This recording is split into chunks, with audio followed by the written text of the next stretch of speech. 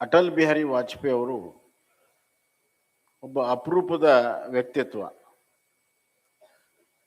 ಸುಮಾರು 60 ವರ್ಷ 6 ದಶಕ ಕಾಲ ಸಾರ್ವಜನಿಕ ಜೀವನವನ್ನ ಅತ್ಯಂತ ಪರಿಶುದ್ಧ ಮತ್ತು ಪರಿಣಾಮಕಾರಿಯಾಗಿ ಮಾಡಿರುವಂತಹ ಸ್ವತಂತ್ರ ನಂತರದ ರಾಜಕಾರಣಿ ಯಾರಾದರೂ ಇದ್ರೆ ಅದು ಅಟಲ್ ಬಿಹಾರಿ ವಾಜಪೇಯಿ. ಅವರು ನಡೆ ನುಡಿ ಯಾವುದೇ ರೀತಿ ವ್ಯತ್ಯಾಸ ಇರಲಿಲ್ಲ. ಅವರಿಗೆ ಅಧಿಕಾರಕ್ಕೆ ಬರ್ತೀವಿ ಅಂತ ಎಂದೂ ಕೂಡ ಅನ್ಕೊಂಡಿರಲಿಲ್ಲ. ಹೋರಾಟವೇ ಅವರ ಜೀವನವಾಗಿತ್ತು. ಸುಮಾರು 45 ವರ್ಷ ಅವರು ಹೋರಾಟವನ್ನ ಮಾಡ್ಕೊಂಡು ಬಂದಿದ್ರು. ಅಧಿಕಾರದ ಹತ್ತಿರವೂ ಕೂಡ ಬಂದಿರಲಿಲ್ಲ. ಆದರೆ ಅಂಥ ವ್ಯಕ್ತಿ ಕೈಯಲ್ಲಿ ಒಂದು ಅಧಿಕಾರ ಬಂದಾಗ, ಯಾವುದೇ ಅಧಿಕಾರದ ಅನುಭವ ಇರಲಿಲ್ಲ, ಆಡಳಿತದ ಅನುಭವ ಇಲ್ಲದೆ ಇರುವಂತಹ ಸಂದರ್ಭದಲ್ಲಿ ಯಾವ ರೀತಿ ಆಡಳಿತವನ್ನ ಮಾಡ್ತಾರೆ ಅನ್ನುವಂಥದ್ದು ಮತ್ತು ಒಬ್ಬ ಜನನಾಯಕನ ಅಧಿಕಾರಕ್ಕೆ ಬಂದ್ರೆ ದೇಶಕ್ಕೆ ಏನಾಗ್ತದೆ, ಜನರ ಬೆಂಬಲ ಇಲ್ಲದೆ ಇರುವಂತಹ ನಾಯಕರು ಪ್ರಧಾನಮಂತ್ರಿಗಳಾದ್ರೆ ಏನಾಗುತ್ತೆ ಅನ್ನೋದನ್ನ ವ್ಯತ್ಯಾಸವನ್ನ ಪ್ರಥಮ ಬಾರಿ ತೋರಿಸ್ಕೊಟ್ಟವರು ಅಟಲ್ ಬಿಹಾರಿ ವಾಜಪೇಯಿ ಅವರು.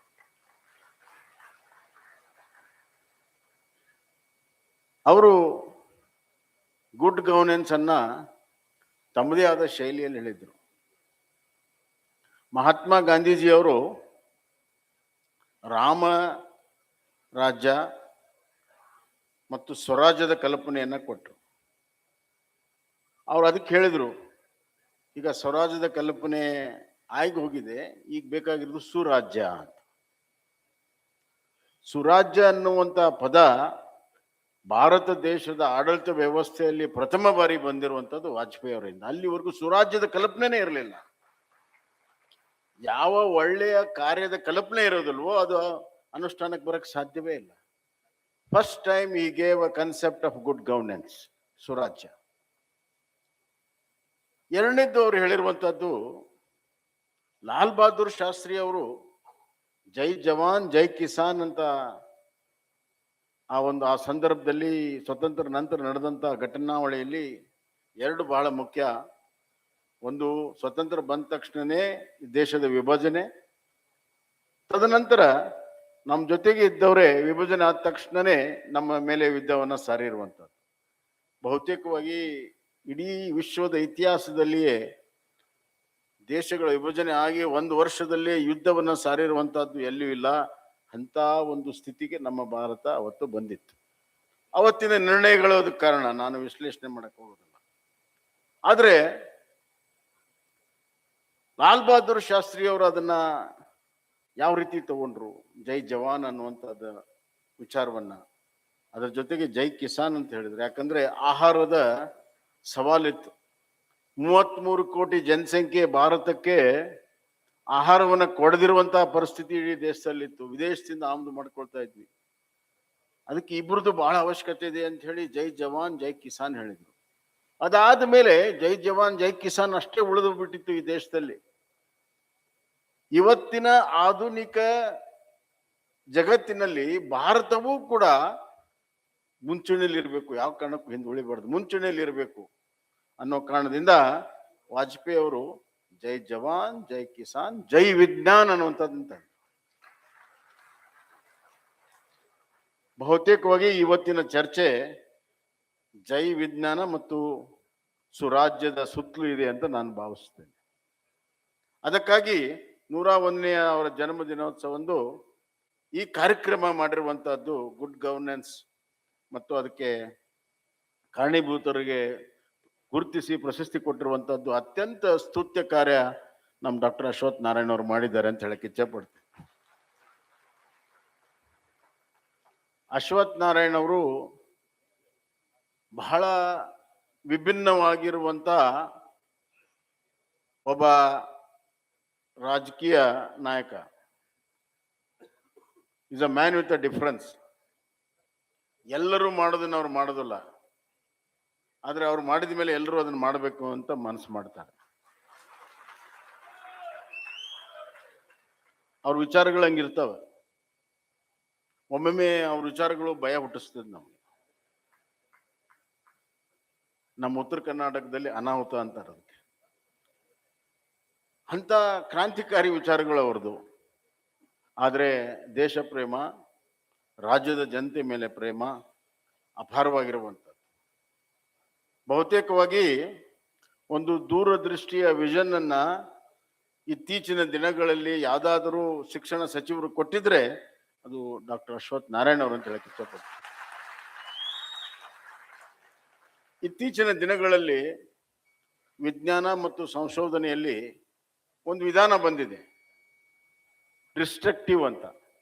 ಅಂದ್ರೆ ಇದ್ದದ್ದನ್ನ ಕೆಡಿಸಿ ಹೊಸದು ಮಾಡುವಂಥದ್ದು. ಅದು ಬಹಳ ಕಡೆ ಇವತ್ತು ಇಡೀ ಜಗತ್ತಿನಲ್ಲಿ ನಡೀತಾ ಇದೆ. ಯಾಕಂದ್ರೆ ಇದ್ದದನ್ನ ಇಟ್ಕೊಂಡು ಹೋದ್ರೆ ಹೊಸತನ ಬರೋದಿಲ್ಲ ಅಂತ ಹೇಳಿ ಅಂಥದ್ದನ್ನ dismantling of the present system which has not worked for last 5 decades ಅದು ಬದಲಾವಣೆ ಮಾಡಬೇಕು ಅಂತ ಹಠ ಹಿಡಿದು ಅಶ್ವಥ್ ನಾರಾಯಣ್ ಅವರು ನ್ಯಾಷನಲ್ ಎಜುಕೇಶನ್ ಪಾಲಿಸಿಯನ್ನ ಇಂಪ್ಲಿಮೆಂಟ್ ಮಾಡೋದಕ್ಕೆ ಮುಂದಾದರು. ಭಾರತ ದೇಶದ ಯಾವುದೇ ರಾಜ್ಯ ಮುಂದೆ ಬಂದಿರಲಿಲ್ಲ. NEP ಬಗ್ಗೆ ಬಹಳಷ್ಟು ವಿಚಾರಗಳು ಇನ್ನ ನಮ್ಗೆಲ್ಲ ಸ್ಪಷ್ಟತೆ ಇರಲಿಲ್ಲ. The waters were not tested, but he said we will enter into the water which are not tested and will lead to the country ಅಂತ. ಕರ್ನಾಟಕದಲ್ಲಿ NEP ಹೈಯರ್ ಎಜುಕೇಶನ್ ನಲ್ಲಿ ಇಡೀ ಭಾರತ ದೇಶದಲ್ಲಿ ಪ್ರಥಮ ರಾಜ್ಯ ಆಗಿದ್ರೆ ಅದರ ದೊಡ್ಡ ಪಾತ್ರ ನಮ್ಮ ಅಶ್ವಥ್ ನಾರಾಯಣ. ಎರಡನೇದಾಗಿ he has got a method in his madness. ಅದನ್ನು ಸುಮ್ಮನೆ ಇಂಪ್ಲಿಮೆಂಟ್ ಮಾಡಲಿಲ್ಲ. ಅದು ಬಂದ ಮೇಲೆ 1.5 ವರ್ಷ ಇಲ್ಲಿ ತಜ್ಞರ ಸಮಿತಿಯನ್ನ ಮಾಡಿ, ಹಲವಾರು ಸಮಿತಿಗಳನ್ನ ಮಾಡಿ, ಚರ್ಚೆ ಮಾಡಿ, ಎಲ್ಲ ಯೂನಿವರ್ಸಿಟಿಗೆ ಹೋಗಿ, ಎಲ್ಲ ಯೂನಿವರ್ಸಿಟಿಯಲ್ಲಿ ಈ ವಿಚಾರವನ್ನ ಹೇಳಿ, ವಿದ್ಯಾರ್ಥಿಗಳಿಗೆ ಹೇಳಿದ್ರು, ಪ್ರೊಫೆಸರ್ಸ್ಗೆ ಹೇಳಿದ್ರು, ವೈಸ್ ಚಾನ್ಸಲರ್ ಹತ್ರ ಮಾತಾಡಿ ಬಹಳ ದೊಡ್ಡ ವ್ಯಾಪಕವಾಗಿ ಇದರ ಚರ್ಚೆಯನ್ನ ಮಾಡಿ ಆಮೇಲೆ ಇಂಪ್ಲಿಮೆಂಟ್ ಮಾಡಿದ್ರು. ಈ ತರ ಮಾಡುವಂತ ವ್ಯವಧಾನ ಸಾಮಾನ್ಯವಾಗಿರುವಂತ ರಾಜಕೀಯ ಧೋರಣರಿಗೆ ಇರೋದಿಲ್ಲ. But he did it. ಅದಕ್ಕೆ ಮ್ಯಾನ್ ವಿತ್ ದ ಡಿಫರೆನ್ಸ್ ಅಂತ ಹೇಳಿದ್ ನಾನು. ಯೂನಿವರ್ಸಿಟಿಗಳು ಒಮ್ಮಕ್ಲೆ ಬಂದು ಪ್ರೈವೇಟ್ ಅಲ್ಲಿ ಮಾಡ್ತಾ ಇದ್ರು. ಇವನು 11 ಯೂನಿವರ್ಸಿಟಿ ಮಾಡೋಣ ಅಂದಾಗ ನನಗೆ ಸ್ವಲ್ಪ ಆಘಾತ ಆಯ್ತು. ಯಾಕಂದ್ರೆ ನಾವೆಲ್ಲ ಕಲ್ತಿರುವಂತ ಯೂನಿವರ್ಸಿಟಿಗಳು ಎಲ್ಲ 50-100 ವರ್ಷದ್ದು, ಮತ್ತೆ ಹೊಸದಾಗಿ ಇತ್ತೀಚಿನ ದಿನಗಳಲ್ಲಿ ಆಗಿರಲಿಲ್ಲ. ಅದೇನೋ ಯೂನಿ ಡಿಸ್ಟ್ರಿಕ್ಟ್ ಏನೋ ಅಂತ ಹೇಳ್ತಿಲ್ಲ, ವಿಶ್ವವಿದ್ಯಾಲಯ ಮಾಡಬೇಕು ಅಂತ. ಹೆಂಗಪ್ಪ ದುಡ್ಡಲ್ಲಿದೆ ಅಂದೆ ನಾನು. ಯಾಕಂದ್ರೆ ಸಾಮಾನ್ಯವಾಗಿ ಯೂನಿವರ್ಸಿಟಿಗಳು ಬಿಳಿ ಆನೆ ಆಗಿದ್ದಾವೆ. ಆದರೆ ಹೊಸ ಕಾನ್ಸೆಪ್ಟ್ ಅಲ್ಲಿ ಡಿಜಿಟಲೈಸೇಷನ್ ಅನ್ನ ಸಂಪೂರ್ಣವಾಗಿ ಉಪಯೋಗ ಮಾಡಿಕೊಂಡು ಬರೀ PG ಸೆಂಟರ್ ಅಲ್ಲಿ ಪ್ರಾರಂಭ ಮಾಡಿದ್ದೇವೆ. ನಾನು ಹೆಚ್ಚಿಗೆ ವಿಶ್ಲೇಷಣೆ ಮಾಡಕ್ ಹೋಗೋದಿಲ್ಲ. ಆದ್ರೆ ಒಂದನ್ನ ಹೇಳ್ತೀನಿ, ಬಹಳ ದೊಡ್ಡ ಬದಲಾವಣೆಯನ್ನ ತೆಳಸರದಲ್ಲಿ ಹೈಯರ್ ಎಜುಕೇಶನ್ಗೆ ಮಾಡಿರುವಂತದ್ದು ಈ ಹೊಸ ಯೂನಿವರ್ಸಿಟಿಗಳು. ಚಾಮರಾಜನಗರ, ಮಂಡ್ಯ, ಉತ್ತರ ಕರ್ನಾಟಕದಲ್ಲಿ ಹಾವೇರಿ, ಕೊಪ್ಪಳ, ಒಟ್ಟು 11 ಜಿಲ್ಲೆಗಳಲ್ಲಿ ಮಾಡಿದ್ವಿ. ಅದ್ರ ಪರಿಣಾಮ ಏನಾಗಿದೆ, ನನಗೆ ಚಾಮರಾಜನಗರದ ಒಂದು ಹುಡುಗಿ ಬಂದಿದ್ದು, ಮೈಸೂರಲ್ಲಿ ಹೋದಾಗ ಭೇಟಿಯಾಗಿದ್ದು. ಅವಳು ಬಂದು ನಮಸ್ಕಾರ ಮಾಡಿದ್ಲು, ನಿಮ್ಗೆ ಧನ್ಯವಾದಗಳು. ಯಾಕಮ್ಮ ಅಂತ. ನಾನು PG ಮಾಡಿದ್ದೀನಿ, MSWದಲ್ಲಿ PG ಮಾಡಿದ್ದೀನಿ, ನಿಮಗೆ ಧನ್ಯವಾದಗಳು. ಯಾಕಮ್ಮ, ನನಗೆ ಯಾಕೆ ಧನ್ಯವಾದ ಹೇಳ್ತೀನಿ? ನೀವು ಚಾಮರಾಜನಗರದಲ್ಲಿ ಯೂನಿವರ್ಸಿಟಿ ಮಾಡದೇ ಇದ್ರೆ ನಮ್ಮ ಅಪ್ಪ ನನ್ನ ಮನೆ ಬಿಟ್ಟು ಹೊರಗೆ ಕಳಿಸ್ತಿರ್ಲಿಲ್ಲ, ಮೈಸೂರಿಗೆ ಹೋಗಿ ನಾನು ಮಾಡ್ತಾ ಇರಲಿಲ್ಲ, ಇದರಿಂದ ಮಾಡಿದ್ದೀನಿ. ಎಷ್ಟು ಮಂದಿ ಮಾಡಿದ್ದಾರೆ ಅಂದ್ರೆ 500 ವಿದ್ಯಾರ್ಥಿಗಳು ಪ್ರತಿ ವರ್ಷ, ಹಳ್ಳಿಗಾಡಿನ ವಿದ್ಯಾರ್ಥಿಗಳು, ತೆಳ ಸಮುದಾಯದ ವಿದ್ಯಾರ್ಥಿಗಳು ನಿರ್ಗಳವಾಗಿ ಇವತ್ತು PG ಮಾಡುವಂತ ಧೈರ್ಯದಿಂದ ಮುಂದೆ ಬಂದು ಮಾಡ್ತಾ ಇದ್ದಾರೆ ಅಂತ ಅನ್ನೋ ಮಾತನ್ನು ಹೇಳಿದ್ವಿ. ಎಂತ ದೊಡ್ಡ ಬದಲಾವಣೆ! ಯಾರು ಆ ವಿದ್ಯಾರ್ಥಿಗಳನ್ನು ಕೇಳದಿರುವಂತವ್ರಿಗೆ ಈ ಬದಲಾವಣೆ ಆಗಿದೆ. ರಾಜ್ಯ ಸರ್ಕಾರದಿಂದ ಗಮನಿಸಬೇಕು. ಎಲಿಫೆಂಟ್ ಆಗಿರುವಂತ ನೀವು ಯೂನಿವರ್ಸಿಟಿಗಳಿಗೆ ವರ್ಷ 100-200 ಕೋಟಿ ಖರ್ಚು ಮಾಡ್ತೀರಿ. ಅಲ್ಲಿರುವಂತ ಸ್ಟ್ಯಾಂಡರ್ಡ್ ಎಲ್ಲ ಬಿದ್ದೋಗಿದೆ. ಎಷ್ಟೋ ಜನ ಪ್ರೊಫೆಸರ್ಸ್ ಪೋಸ್ಟ್ ಖಾಲಿಯಾಗಿದೆ. ಅದರಿಂದ ಪ್ರೊಡಕ್ಷನ್ ಏನೂ ಆಗ್ತಾ ಇಲ್ಲ. ಹೊಸದಾಗಿ ಬಂದಿರೋ ಯೂನಿವರ್ಸಿಟಿ ಇಷ್ಟು ದೊಡ್ಡ ಕ್ರಾಂತಿಯನ್ನು ಮಾಡ್ತಾ ಇದೆ. ಒಂದು ನಯಾ ಪೈಸಾ ನೀವು ಕೊಟ್ಟಿಲ್ಲ ಅಂತಂದ್ರೆ ನಿಮ್ಮ ಆತ್ಮಲೋಕನ ನೀವು ಮಾಡ್ಕೊಳ್ಳಿ. ಶಿಕ್ಷಣಕ್ಕೆ ಎಷ್ಟು ನಿಮ್ಮ ಆದ್ಯತೆ ಇದೆ, ಪ್ರೀತಿ ಇದೆ ಅಂತ. ಬದಲಾವಣೆ ಗಾಳಿಯನ್ನ ಗುರುತಿಸಿ ಮಾಡಬೇಕು. ಅದಕ್ಕೆ ಕರ್ನಾಟಕದ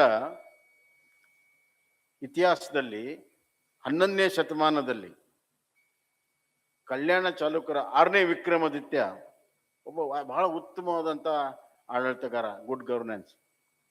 ಅವನ ಶಿಲಾಶಾಸನದಲ್ಲಿ ಹೇಳ್ತಾನೆ, ಆಳುವುದು ಬೇರೆ, ಆಡಳಿತ ಮಾಡುವುದು ಬೇರೆ ಅಂತ. Ruling is different, administration is different.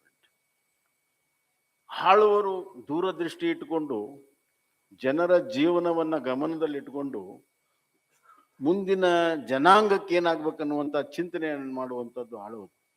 ಆದ್ರೆ ಇವತ್ತೇನಾಗ್ತಾ ಇದೆ, ಆಳವರು ಆಡಳಿತ ಮಾಡಕ್ ಹೋಗ್ತಾ ಇದ್ದಾರೆ, ಆಡಳಿತ ಮಾಡೋರು ಆಳಕ್ ಹೋಗ್ತಿದ್ದಾರೆ. ಇವತ್ತು ನಮ್ಮ ಗೌರ್ಮೆಂಟ್ ಪಾಲಿಸಿಲಿ ಹೆಂಗ್ ಬರ್ತದೆ ಅಂದ್ರೆ IAS ಆಫೀಸರ್ ತೊಗೊಂಡ್ಬರ್ತಾರೆ, sir world bank is aiding this project sir, you have to do it ಅಂತ. ನಮ್ಮ ಕರ್ನಾಟಕಕ್ಕೆ ಬೇಕು ಬೇಡೋ, ಅವಶ್ಯಕತೆ ಇಲ್ಲೋ, ಅದು ನಂಗೆ ಟೇಲರ್ ಮೇಡ್ ಪಾಲಿಸಿ ತೊಗೊಂಡ್ಬಂದ್ಬಿಡ್ತಾರೆ. ಆಡಳಿತ ಮಾಡೋರು ಇವತ್ತು ಆಳಕ್ಕೆ ಹೊರಟಿದ್ದಾರೆ. ಆಳವ್ರು ಏನು ಮಾಡ್ತಾ ಇದ್ದೀವಿ, ಯಾವ ತಹಸೀಲ್ದಾರ್ನ ಎಲ್ಲಿ ಹಾಕಬೇಕು, ಯಾವ CPN ಎಲ್ಲಿ ಹಾಕಬೇಕು, ಇದು ನಡೆದಿದೆ. ಅವರ ಶೂಸಲ್ಲಿ ನಾವು ಕಾಲಿಡ್ತಾ ಇದ್ದೇವೆ, ನಮ್ಮ ಶೂಸಲ್ಲಿ ಅವ್ರು ಕಾಲಿಡ್ತಾ ಇದ್ದಾರೆ. ಅದಕ್ಕೆ ಇದು ಅಧೋಗತಿ ಆಗಿದೆ. ಕರ್ನಾಟಕ ಒಂದು ಪ್ರಗತಿಪರವಾಗಿರುವಂಥ ಒಂದು ರಾಜ್ಯ.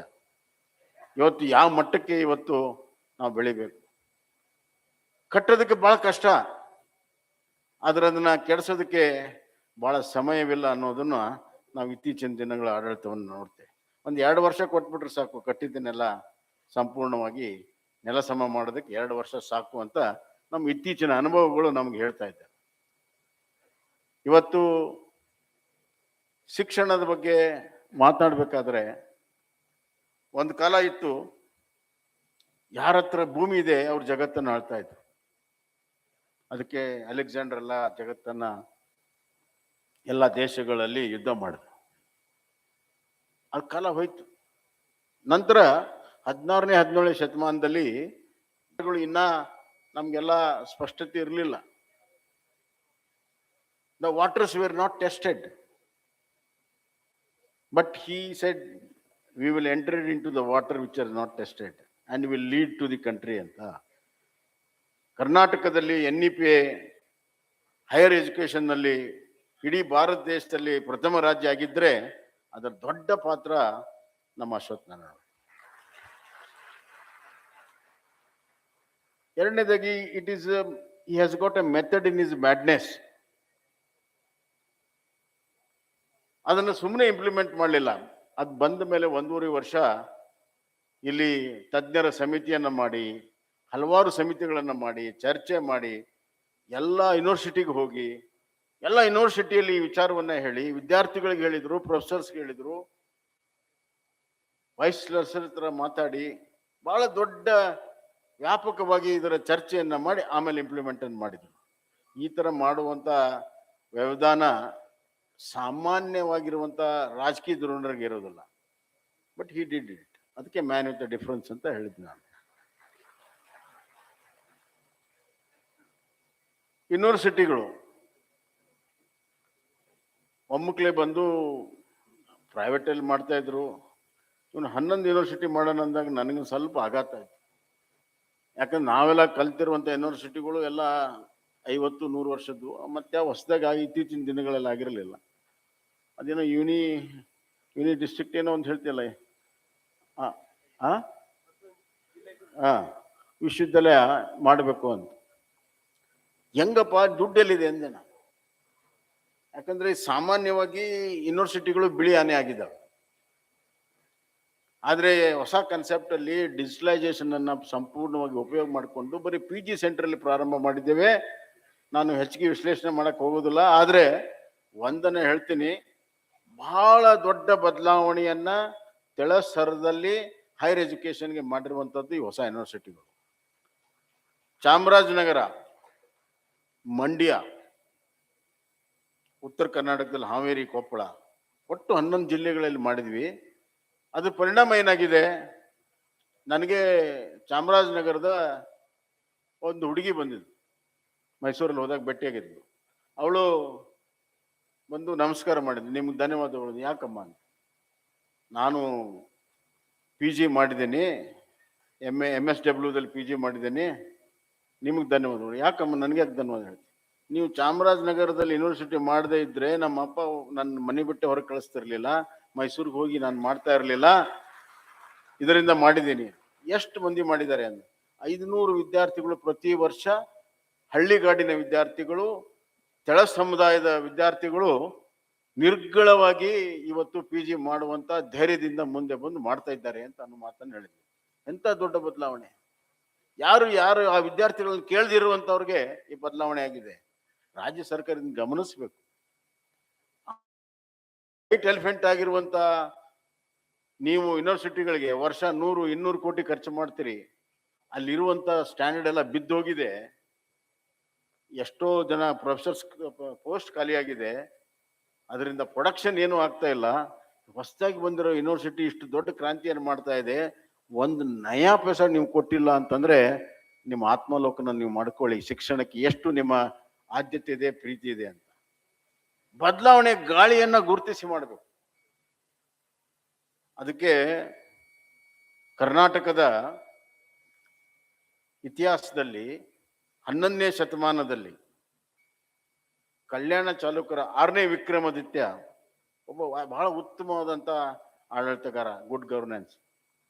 ಅವನ ಶಿಲಾಶಾಸನದಲ್ಲಿ ಹೇಳ್ತಾನೆ, ಆಳುವುದು ಬೇರೆ, ಆಡಳಿತ ಮಾಡುವುದು ಬೇರೆ ಅಂತ. Ruling is different, administration is different. ಆಳುವರು ದೂರದೃಷ್ಟಿ ಇಟ್ಟುಕೊಂಡು ಜನರ ಜೀವನವನ್ನ ಗಮನದಲ್ಲಿಟ್ಟುಕೊಂಡು ಮುಂದಿನ ಜನಾಂಗಕ್ಕೆ ಏನಾಗ್ಬೇಕನ್ನುವಂಥ ಚಿಂತನೆಯನ್ನು ಮಾಡುವಂಥದ್ದು ಆಳುವುದು. ಆದ್ರೆ ಇವತ್ತೇನಾಗ್ತಾ ಇದೆ, ಆಳವರು ಆಡಳಿತ ಮಾಡಕ್ ಹೋಗ್ತಾ ಇದ್ದಾರೆ, ಆಡಳಿತ ಮಾಡೋರು ಆಳಕ್ ಹೋಗ್ತಿದ್ದಾರೆ. ಇವತ್ತು ನಮ್ಮ ಗೌರ್ಮೆಂಟ್ ಪಾಲಿಸಿಲಿ ಹೆಂಗ್ ಬರ್ತದೆ ಅಂದ್ರೆ IAS ಆಫೀಸರ್ ತೊಗೊಂಡ್ಬರ್ತಾರೆ, sir world bank is aiding this project sir, you have to do it ಅಂತ. ನಮ್ಮ ಕರ್ನಾಟಕಕ್ಕೆ ಬೇಕೋ ಬೇಡೋ, ಅವಶ್ಯಕತೆ ಇಲ್ಲೋ, ಅದು ನಂಗೆ ಟೇಲರ್ ಮೇಡ್ ಪಾಲಿಸಿ ತೊಗೊಂಡ್ಬಂದ್ಬಿಡ್ತಾರೆ. ಆಡಳಿತ ಮಾಡೋರು ಇವತ್ತು ಆಳಕ್ಕೆ ಹೊರಟಿದ್ದಾರೆ. ಆಳವ್ರು ಏನ್ ಮಾಡ್ತಾ ಇದ್ದೀವಿ, ಯಾವ ತಹಸೀಲ್ದಾರ್ನ ಎಲ್ಲಿ ಹಾಕಬೇಕು, ಯಾವ CPN ಎಲ್ಲಿ ಹಾಕಬೇಕು, ಇದು ನಡೆದಿದೆ. ಅವರ ಶೂಸಲ್ಲಿ ನಾವು ಕಾಲಿಡ್ತಾ ಇದ್ದೇವೆ, ನಮ್ಮ ಶೂಸಲ್ಲಿ ಅವ್ರು ಕಾಲಿಡ್ತಾ ಇದ್ದಾರೆ. ಅದಕ್ಕೆ ಇದು ಅಧೋಗತಿ ಆಗಿದೆ. ಕರ್ನಾಟಕ ಒಂದು ಪ್ರಗತಿಪರವಾಗಿರುವಂಥ ಒಂದು ರಾಜ್ಯ. ಇವತ್ತು ಯಾವ ಮಟ್ಟಕ್ಕೆ ಇವತ್ತು ನಾವು ಬೆಳಿಬೇಕು, ಕಟ್ಟೋದಕ್ಕೆ ಬಹಳ ಕಷ್ಟ, ಆದ್ರೆ ಅದನ್ನ ಕೆಡಿಸೋದಕ್ಕೆ ಬಹಳ ಸಮಯವಿಲ್ಲ ಅನ್ನೋದನ್ನ ನಾವು ಇತ್ತೀಚಿನ ದಿನಗಳ ಆಡಳಿತವನ್ನು ನೋಡ್ತೇವೆ. ಒಂದು 2 ವರ್ಷ ಕೊಟ್ಬಿಟ್ರೆ ಸಾಕು, ಕಟ್ಟಿದ್ದನ್ನೆಲ್ಲ ಸಂಪೂರ್ಣವಾಗಿ ನೆಲ ಸಮ ಮಾಡೋದಕ್ಕೆ 2 ವರ್ಷ ಸಾಕು ಅಂತ ನಮ್ಮ ಇತ್ತೀಚಿನ ಅನುಭವಗಳು ನಮ್ಗೆ ಹೇಳ್ತಾ ಇದ್ದಾರೆ. ಇವತ್ತು ಶಿಕ್ಷಣದ ಬಗ್ಗೆ ಮಾತನಾಡ್ಬೇಕಾದ್ರೆ, ಒಂದು ಕಾಲ ಇತ್ತು, ಯಾರ ಹತ್ರ ಭೂಮಿ ಇದೆ ಅವ್ರ ಜಗತ್ತನ್ನು ಆಳ್ತಾ ಇದ್ರು. ಅದಕ್ಕೆ ಅಲೆಕ್ಸಾಂಡರ್ ಎಲ್ಲ ಜಗತ್ತನ್ನ, ಎಲ್ಲ ದೇಶಗಳಲ್ಲಿ ಯುದ್ಧ ಮಾಡಿದ್ರು. ಅದು ಕಾಲ ಹೋಯ್ತು. ನಂತರ 16ನೇ 17ನೇ ಶತಮಾನದಲ್ಲಿ ಯಾರ ಹತ್ರ ದುಡ್ಡಿದೆ, ಬಂಡವಾಳ ಇದೆ, ಅವ್ರ ಜಗತ್ತನ್ನು ಆಳಿದ್ರು. ಬ್ರಿಟಿಷರು ಕರ್ನಾಟಕಕ್ಕಿಂತ ಸಣ್ಣ ರಾಜ್ಯ, ಸಣ್ಣ ದೇಶ, 139 ದೇಶಗಳನ್ನ ಆಳುವಂತ ಪರಿಸ್ಥಿತಿ ಬಂತು. ಆದರೆ 21ನೇ ಶತಮಾನ ಭೂಮಿ ಇದ್ದವ್ರದ್ದು ಅಲ್ಲ, ಅಥವಾ ಹಣ ಇದ್ದವ್ರದ್ದು ಅಲ್ಲ, ಇದು ಜ್ಞಾನ ಇದ್ದವ್ರದ್ದು ಶತಮಾನ. ನೀವು ಈಗ ಪ್ರಧಾನ ಮಂತ್ರಿಗಳು ಯಾರನ್ನ ಭೇಟಿ ಆಗಕ್ಕೆ ಇಚ್ಛೆ ಪಡ್ತಾರೆ, ಮುಖ್ಯಮಂತ್ರಿಗಳು ಯಾರನ್ನ ಭೇಟಿ ಇಚ್ಛೆ ಪಡ್ತಾರೆ, ಯಾರು ಜ್ಞಾನದ ವಿಚಾರದಲ್ಲಿ ಅಗ್ರಗಣ್ಯ ಸ್ಥಾನ ಪಡೆದಿದ್ದಾರೆ, ಗೂಗಲ್ ಹೆಡ್ ಇರ್ಬೋದು, ಅದು ಸುದ್ದಿ ಆಗುತ್ತೆ, ಮೈಕ್ರೋಸಾಫ್ಟ್ ಹೆಡ್ ಇರ್ಬೋದು, ಅವೆಲ್ಲ ಸುದ್ದಿ ಆಗ್ತವೆ. ಯಾವ್ದಾರ ದೇಶದ ಯಾವುದೋ ಇನ್ನೊಬ್ಬ ಮಂತ್ರಿ ಬಂದ್ರೆ ಅದು ಸುದ್ದಿ ಆಗೋದಿಲ್ಲ. There is a paradigm shift. ಇವತ್ತು ದೇಶದ, ಇಡೀ ಜಗತ್ತಿನ ಒಂದು ಬದಲಾವಣೆಯನ್ನು ತಾವು ನೋಡಬೇಕು. ಮೊದಲೆಲ್ಲ ಪ್ರಧಾನಮಂತ್ರಿಗಳು ಬಂದು ದಿಲ್ಲಿಗೆ ಹೋಗ್ತಿದ್ರು, ಈಗ ಬೆಂಗಳೂರಿಗೆ ಬರ್ತಾರೆ, ಇನ್ಫೋಸಿಸ್, ವಿಪ್ರೋ ಕ್ಯಾಂಪಸ್ಗೆ ಹೋಗ್ತಾರೆ. ಇದು ಬದಲಾವಣೆ. ಇದನ್ನ ಅರ್ಥ ಮಾಡ್ಕೋಬೇಕು ನಾವು. ನಮ್ಮ ಮಕ್ಕಳು ಕೂಡ ಎಲ್ಲ ದೇಶದ ಮಕ್ಕಳ ಜೊತೆಗೆ ಪೈಪೋಟಿ ಮಾಡುವಂತ ಒಂದು ಎಜುಕೇಶನ್ ಸಿಸ್ಟಮ್ ಅನ್ನ ನಾವು ಕೊಡ್ಬೇಕು. ಇದು ಗುರಿ.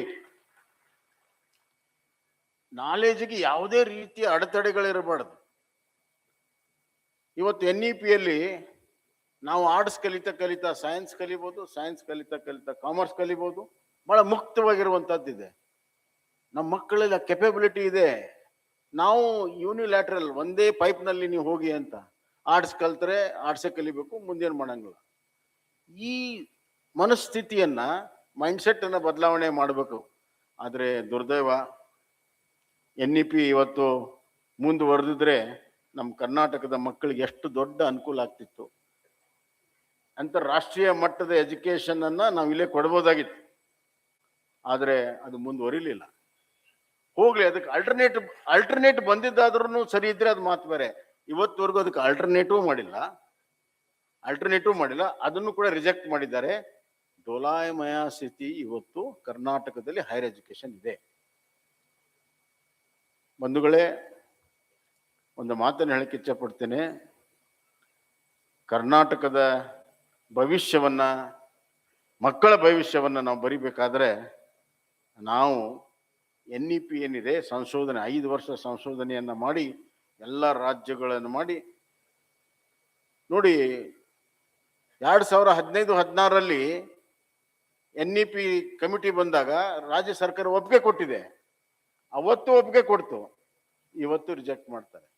ರಾಜಕೀಯ ಕಾರಣಕ್ಕಾಗಿ ಎಜುಕೇಶನ್ ಅನ್ನ ಹಾಳು ಮಾಡುವಂತ ವಿಚಾರ ಕರ್ನಾಟಕದಲ್ಲಿ ನಡಿಬಾರ್ದು. Because of political reason, we should not spoil the future of our children. ರಾಜಕೀಯ ಮುಕ್ತವಾಗಿರುವಂತ ಎಜುಕೇಶನ್ ಆಗ್ತದೆ. ಇವತ್ತು ನಾವು ಸರ್ಕಾರಿ ಶಾಲೆಗಳನ್ನು ನೋಡಿದಾಗ ನಾವು ನಿಜವಾಗ್ಲೂ ಕೂಡ ಬಹಳ ಕಷ್ಟದಲ್ಲಿದ್ದಾರೆ. ಹಳ್ಳಿಗಳಲ್ಲಿ ಮಕ್ಕಳು, ಅವ್ರಿಗೆ 7ನೇ 8ನೇ ಅವ್ರಿಗೆ ಮ್ಯಾಥಮೆಟಿಕ್ಸ್ ಯಾವ ಮಟ್ಟದಲ್ಲಿ ಬರ್ಬೇಕು ಆಗಿಲ್ಲ, ಸೈನ್ಸ್ ಯಾವ ಮಟ್ಟದಲ್ಲಿ ಬರ್ಬೇಕು ಆಗಿಲ್ಲ. ಅದಕ್ಕೆ ಕುಮಾರಸ್ವಾಮಿ ಅವರು, ಕುಮಾರಣ್ಣ ಇದ್ದಾಗ KPS ಮಾಡಿದ್ರು. ಅದಕ್ಕೆಲ್ಲ ಬಹಳಷ್ಟು ವಿರೋಧಗಳಾಯ್ತು, ಆದ್ರೆ ಅವರು ಜಗ್ಲಿಲ್ಲ, ಅದನ್ನು ಮಾಡಿದ್ದಾರೆ.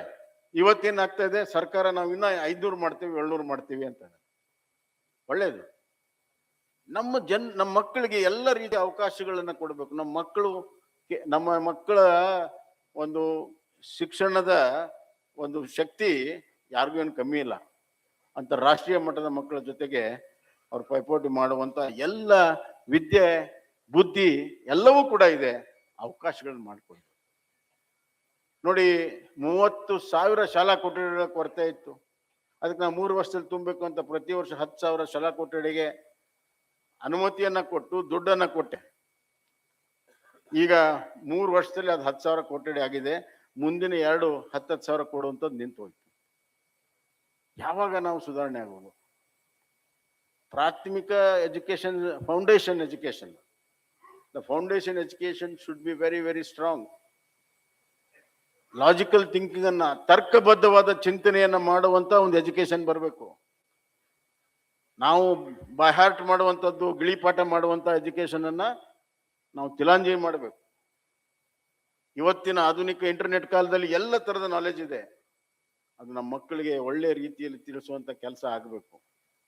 ಅಲ್ಲಿಂದ ಪ್ರಾರಂಭ ಆಗಿ ಹೈಯರ್ ಎಜುಕೇಶನ್ಗೆ ಮುಕ್ತವಾದಂತ ಆಯ್ಕೆಗಳಾಗಬೇಕು. ಅಂದಾಗ ಮಾತ್ರ ನಾವು ಶಿಕ್ಷಣಕ್ಕೆ ಕ್ರಾಂತಿ ತರಬೇಕಾಗಿದೆ. ಈಗ ಶಿಕ್ಷಣದಲ್ಲಿ ಕ್ರಾಂತಿ ಆದರೆ ಇಡೀ ದೇಶದಲ್ಲಿ ಕ್ರಾಂತಿ ಆಗ್ತದೆ. ಆ ನಿಟ್ಟಿನಲ್ಲಿ ಮತ್ತೆ ಇನ್ನೊಂದು, ಎಲ್ಲ ಶಿಕ್ಷಣವನ್ನ ಇವತ್ತು ನೌಕರಿಗೆ ಅದನ್ನ ಡೈರೆಕ್ಟಾಗಿ ಕನೆಕ್ಟ್ ಮಾಡ್ತೀವಿ. ಉದ್ಯೋಗ ಅರಸುವಂತ ಶಿಕ್ಷಣ ಬಹಳ ದಿವಸ ಅದು ಯಶಸ್ವಿ ಆಗಕ್ಕೆ ಸಾಧ್ಯ ಇಲ್ಲ. ಒಂದು ಹಂತಕ್ಕಾಗುತ್ತೆ. ಉದ್ಯೋಗವನ್ನ ಕೊಡುವಂತ ಶಿಕ್ಷಣವನ್ನ ನಾವು ಮಾಡಬೇಕು. ಉದ್ಯೋಗ ಕೊಡುವಂತ ಶಿಕ್ಷಣ ಯಾವಾಗ ಮಾಡ್ತೀವಿ, ಅವತ್ತು ನಾವು ಆರ್ಥಿಕವಾಗಿ, ಸಾಮಾಜಿಕವಾಗಿ, ಶೈಕ್ಷಣಿಕವಾಗಿ ಬಹಳಷ್ಟು ಪ್ರಗತಿಯನ್ನು ಮಾಡಕ್ ಸಾಧ್ಯ ಇದೆ. ಅಟಲ್ ಬಿಹಾರಿ ವಾಜಪೇಯಿ ಅವರು ಸರ್ವ ಶಿಕ್ಷಣ ಅಭಿಯಾನವನ್ನು ತಂದರು. ಸರ್ವ ಶಿಕ್ಷಣ ಅಭಿಯಾನ ಇಡೀ ಪ್ರಾಥಮಿಕ ಶಾಲೆ, ಸುಣ್ಣ ಬಣ್ಣ ಹೊಡೆದಿದ್ದಿಲ್ಲ. ಸ್ವತಂತ್ರ ನಂತರ ಹಳ್ಳಿಯಲ್ಲಿ ಸುಣ್ಣ ಬಣ್ಣ ಹೊಡೆದಿರಲಿಲ್ಲ ಶಾಲೆಗಳಿಗೆ. ಪ್ರಥಮ ಬಾರಿ ಸುಣ್ಣ ಬಣ್ಣದಿಂದ ಹಿಡಿದು ಎಲ್ಲ ರಿಪೇರಿಯನ್ನ ಮಾಡಿ ಸರಿಯಾದಂತ ವ್ಯವಸ್ಥೆ ಮಾಡಿದ್ದು ಸರ್ವ ಶಿಕ್ಷಣ ಅಭಿಯಾನದಲ್ಲಿ. ಎಲ್ಲಿವರೆಗೂ ಸರ್ವ ಶಿಕ್ಷಣ ಅಭಿಯಾನ ಇತ್ತು ಅಲ್ಲಿವರೆಗೂ ಗ್ರಾಮೀಣ ಪ್ರದೇಶದ ಪ್ರಾಥಮಿಕ ಶಾಲೆ ಸರಿಯಾಗಿದ್ವು. ಅದು 2014ಕ್ಕೆ ನಿಂತು ಹೋಯ್ತು. ಇವತ್ತು ಮತ್ತೆ ಅದೇ ಗತಿ ಆಗ್ತಾ ಇದೆ. ರಾಜ್ಯ ಸರ್ಕಾರದ ಕರ್ತವ್ಯ ಪ್ರಾಥಮಿಕ ಶಿಕ್ಷಣ, ಮಾಧ್ಯಮಿಕ ಶಿಕ್ಷಣ, ಹೈಯರ್ ಎಜುಕೇಶನ್ ಅನ್ನ ನಾವು ಮುಕ್ತವಾಗಿ ಮಾಡಬೇಕು. ಪ್ರೈವೇಟ್ ಇನ್ವೆಸ್ಟ್ಮೆಂಟ್ ಬೇಕಾದಷ್ಟು ಬರ್ತಾ ಇದೆ. ಆದರೆ ಪ್ರೈವೇಟ್ ಇನ್ವೆಸ್ಟ್ಮೆಂಟ್ ಅಂದ ತಕ್ಷಣನೇ ಲಾಭದಾಯಕವಾಗಿರುವಂಥ ಶಿಕ್ಷಣ ವ್ಯವಸ್ಥೆ ಆಗಬಾರ್ದು. ಬಡ ಮಕ್ಕಳಿಗೆ ಫೀಸ್ ಕಟ್ಟದಿರುವಂಥ ಶಿಕ್ಷಣ ಯಾರಿಗೆ ಬೇಕು? ತುಟ್ಟಿ ಶಿಕ್ಷಣ ಆಗಬಾರ್ದು. ಶಿಕ್ಷಣ ತುಟ್ಟಿ ಆಗ್ಬಿಟ್ರೆ ಇನ್ನು ಬದುಕು ಎಷ್ಟು ತುಟ್ಟಿ ಆಗ್ಬೋದು ನಾವು ಯೋಚನೆಯನ್ನ ಮಾಡಿ. ಅದರಿಂದ ಇಂಥ ಹಲವಾರು ವಿಚಾರಗಳ ಬಗ್ಗೆ ಚಿಂತನ ಮಂಥನ ಆಗಿ ಒಂದು ಬದಲಾವಣೆ. ನಾವೊಂದು ಪೇಪರ್ನ ಅಶ್ವಥ್ ನಾರಾಯಣ್ ಅವರೇ, ನಾವೊಂದು you produce one paper of this seminar, ಒಂದು ಪೇಪರ್ ರೆಡಿ ಮಾಡಿ, ಏನು ಇವತ್ತಿನ ಎಲ್ಲ ಸೆಷನ್ ಒಂದು ಪೇಪರ್ ರೆಡಿ ಮಾಡಿ ನಮ್ಗೆಲ್ಲರಿಗೂ ಕೊಡಿ, ರಾಜ್ಯ ಸರ್ಕಾರಕ್ಕೂ ಕೊಡಿ, ಕೇಂದ್ರ ಸರ್ಕಾರಕ್ಕೂ ಕೊಡಿ. ಬದಲಾವಣೆಯ ಒಂದು ಬೀಜವನ್ನ ಕೆಂಪೇಗೌಡ ಫೌಂಡೇಶನ್ ಅವರು ನಾಟಬೇಕು. ಇಡೀ ಹೆಮ್ಮರವಾಗಿ ಕರ್ನಾಟಕದಾಗ ಅಷ್ಟೇ ಅಲ್ಲ, ಇಡೀ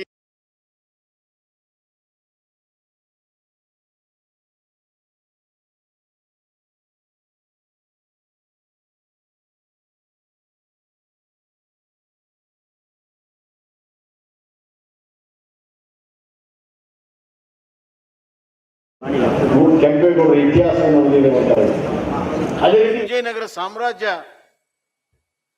ಯಾವ ರೀತಿ ಗುಡ್ ಗವರ್ನೆನ್ಸ್ ಇತ್ತು ಅನ್ನೋದು ಅರ್ಥ ಆಗ್ತದೆ. ನಾವು ಜನ ಕೇಂದ್ರಿತವಾದಂತಹ ಆಡಳಿತವನ್ನ ಮಾಡಿದಾಗ ಅದು ಗುಡ್ ಗವರ್ನೆನ್ಸ್ ಆಗುತ್ತೆ. ಪವರ್ ಕೇಂದ್ರಿತವಾದ ಆಡಳಿತವನ್ನ ಮಾಡಿದಾಗ ಅದು ಗುಡ್ ಗವರ್ನೆನ್ಸ್ ಆಗ ಸಾಧ್ಯ ಇಲ್ಲ. ಪವರ್ ಬಗ್ಗೆ ಎಷ್ಟು ಚರ್ಚೆ, ಯಾಕೆ ಚರ್ಚೆ ಆಗುತ್ತೆ? ಪವರ್ ಕೊಟ್ಟಾಗಿದೆ, ಚರ್ಚೆ ಆಗ್ತಾನೆ ಇದೆ. ನನ್ನ ಕಡೆ ಪವರ್ ಇದೆಯಾ, ನಿನ್ ಕಡೆ ನನಗೆ ಬರುತ್ತಾ, ನನ್ನ ಕಡೆ ನಿನ್ಗೆ ಬರುತ್ತಾ? Power is non debatable. ಯಾಕೆ ಡಿಬೇಟ್ ಆಗ್ತಾ ಇದೆ? ವಿಶೇಷವಾಗಿ ನಮ್ಮ ರಾಜ್ಯದಲ್ಲಿ ಜನ ನಿಮ್ಗೆ ಅಧಿಕಾರ ಕೊಟ್ಟು ಬಿಟ್ಟಿದ್ದಾರೆ. ನಮ್ಮ ಕಲ್ಯಾಣವನ್ನ ಮಾಡಿ ಅಂತ ಕೊಟ್ಟಿದ್ದಾರೆ. ಪೀಪಲ್ ಪೊಲಿಟಿಕ್ಸ್ ಮಾಡಿ. ಪವರ್ ಪೊಲಿಟಿಕ್ಸ್ ಯಾಕೆ ಮಾಡ್ತೀರಾ ನೀವು? ಪವರ್ ಪೊಲಿಟಿಕ್ಸ್ ಎಷ್ಟಂತ ತಗೊಳ್ತೀರಾ? ಏನಂತ ಮಾಡ್ತೀರಾ? ಯಾರಿಗೋಸ್ಕರ ಮಾಡ್ತೀರಾ? ಏನು ಒಳ್ಳೇದಾಗುತ್ತೆ ಅದರಿಂದ? ಯಾರಿಗ ಒಳ್ಳೇದಾಗುತ್ತೆ? ಜನಸಾಮಾನ್ಯರಿಗೆ ಪ್ರಶ್ನೆ ಕೇಳ್ತಾ ಇದ್ದಾರೆ. ಮೌನ ಇದ್ರೆ ಸಮ್ಮತಿ ಅಲ್ಲ ಅದು. ಮೌನ ಅಂದ್ರೆ ಅವಕಾಶಕ್ಕೆ ಕಾಯ್ತಾ ಇರ್ತಾರೆ. ಆದ್ರಿಂದ ನಾನು ಇಷ್ಟೇ ಹೇಳಿ ಬಯಸ್ತೇನೆ, ಶಿಕ್ಷಣ ಮೂಲ. ಶಿಕ್ಷಣ ನಮ್ಮ ಬದುಕಿಗೆ ಮೂಲ, ನಮ್ಮ ಭವಿಷ್ಯಕ್ಕೆ ಮೂಲ, ಜನ ಕಲ್ಯಾಣಕ್ಕೆ ಮೂಲ, ರಾಜ್ಯ ಮತ್ತು ದೇಶಕ್ಕೆ ಮೂಲ. ಆ ಕೆಲಸವನ್ನು ಮಾಡುವಂತ ಒಂದು ಚಿಂತನೆಗೆ ಅಶ್ವಥ್ ನಾರಾಯಣ ಅವರು ಹಚ್ಚಿದ್ದಾರೆ. ಮತ್ತು ಎಲ್ಲ ಪ್ರಶಸ್ತಿ ಭಾಜನರ ಬಗ್ಗೆ ನಾನು ಮಾತನಾಡುವಷ್ಟು ಯೋಗ್ಯತೆ ನನಗಿಲ್ಲ. ಅವರ ಸಾಧನೆಗಳು ಅವರ ಕ್ಷೇತ್ರದಲ್ಲಿ ಅಮೂಲ್ಯವಾಗಿದ್ದಾವೆ. ಅದ್ರ ಎಲ್ಲ ವಿಚಾರವನ್ನ ನಾವು ತಗೋಬೇಕು. ಒಂದೇ ಒಂದು ಮಾತು, ಇಂಡಿಯನ್ ಇನ್ಸ್ಟಿಟ್ಯೂಟ್ ಆಫ್ ಸೈನ್ಸ್ನವರಿದ್ದಾರೆ. ನಾವೊಂದು ಹಿಂದೆ ಒಂದು ಚಿಂತನೆಯನ್ನು ಮಾಡಿದ್ವಿ. ದೇರ್ ಶುಡ್ ಬಿ ಎ ಸೆರೆಂಜರಿ between education institution, students and the industry. ಆ ಸಿರಿಂಜರಿಯನ್ನು ತರುವಂಥ ಕೆಲಸ ಬರುವಂಥ ದಿನಗಳಲ್ಲಿ ಆಗಬೇಕು. ಎಲ್ಲ ರೀತಿ ಫೌಂಡೇಶನ್ನಿಂದ ಹಿಡಿದು ಫ್ಯೂಚರ್ವರೆಗೂ ಒಳ್ಳೇದಾಗಲಿ ಅಂತ ಬಯಸಿ ಮತ್ತೊಮ್ಮೆ ಅಟಲ್ ಬಿಹಾರಿ ವಾಜಪೇಯಿ ಅವರಿಗೆ ನನ್ನ ಭಾವಪೂರ್ಣವಾಗಿರುವಂಥ ಶ್ರದ್ಧಾಂಜಲಿ ಅರ್ಪಿಸಿ ನನ್ನ ಮಾತನ್ನು ಮುಗಿಸ್ತೀನಿ. ಧನ್ಯವಾದ.